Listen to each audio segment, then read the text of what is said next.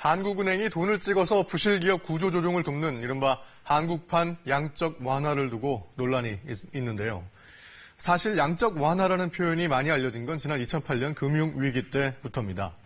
당시 헬리콥터 벤이라고 불리던 미국의 벤 버냉키 연방준비위원회 의장이 침체기에는 헬기에서 뿌리는 것처럼 돈을 대량 공급해야 한다고 주장하면서 양적 완화가 관심을 모았습니다.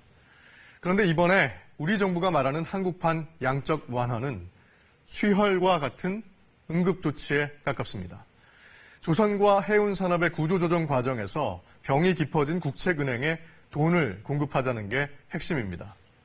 한국은행이 발권력을 동원해야 할 정도로 위기라는 게 정부 입장인데요. 이에 대해 마치 기싸움을 벌이는 것처럼 비춰졌던 이주열 한국은행 총재는 구조조정에 적극적인 역할을 하겠다면서 한 발 물러섰습니다. 이 소식은 김경진 기자가 정리했습니다. 구조조정 재원을 어떻게 분담할지를 두고 대립했던 한국은행과 정부. 자본 확충이 필요하다면은 그거는 기본적으로 재정의 역할이 아닌가.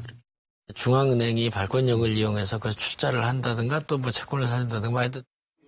구조조정이 시급한데 골든타임에 중앙은행과 정부가 엇박자를 낸다는 비판에 결국 한은이 한 발 물러섰습니다. 이주열 총재는 어제 기업 구조조정은 매우 중요한 과제라며 한은도 적극적인 역할을 할 것이라고 밝혔습니다. 최상목 기획재정부 1차관도 정부와 한국은행이 신속한 구조조정을 위해 필요한 역할을 적극적으로 한다는데 의견이 같다고 화답했습니다. 이제 관심은 내일로 다가온 국책은행 자본확충협의체 회의입니다. 회의에서는 구조조정 대상 기업의 범위와 필요한 자금 규모, 자금을 마련할 방법을 정해야 합니다. 기재부는 자본확충협의체의 활동 기한을 구조조정 업무가 끝날 때까지로 할지 여부는 첫 회의에서 논의하겠다고 밝혔습니다. KBS 뉴스 김경진입니다. 부실화 우려가 있는 산업은행과 수출입은행이 조선과 해운 분야에 빌려주거나 투자한 돈 무려 21조 2천억 원에 달합니다. 이 부담을 누가 어떻게 질 것인지가 논란의 핵심입니다. 그런데 정부는 재정이 빈약합니다. 지난해 쓰고 남은 돈이 2조 5천억 원밖에 없는데요. 추경, 그러니까 추가로 예산을 받으려면 국회의 동의를 받아야 해서 시간을 다투는 구조조정 대책으로는 마땅치가 않습니다. 그래서 정부가 한국은행에 도움을 요청한 게 한국형 양적 완화인데요. 구체적으로는 한은의 돈으로 국책은행의 주식들을 좀 사달라라는 겁니다.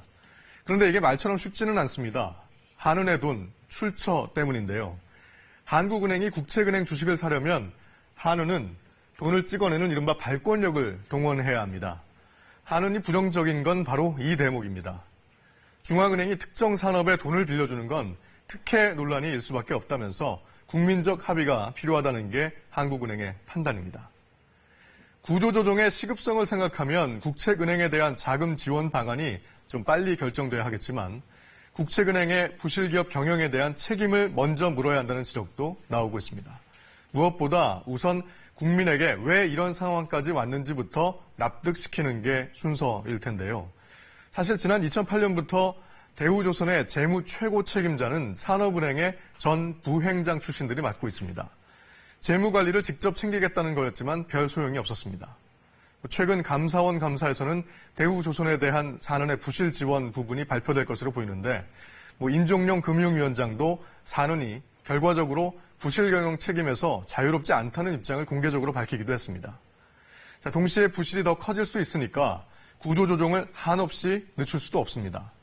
국책은행 자금 지원 방안에 대한 가장 효율적이고 합리적인 방안을 빨리 구상해서 국민들에게 알려야 하겠는데 때마침 독일 ADB 연차총회에 유일호 경제부총리와 이주열 한국은행 총재가 함께 참석을 합니다. 큰 틀의 합의가 이루어질 수 있을지 관심이 집중되고 있습니다.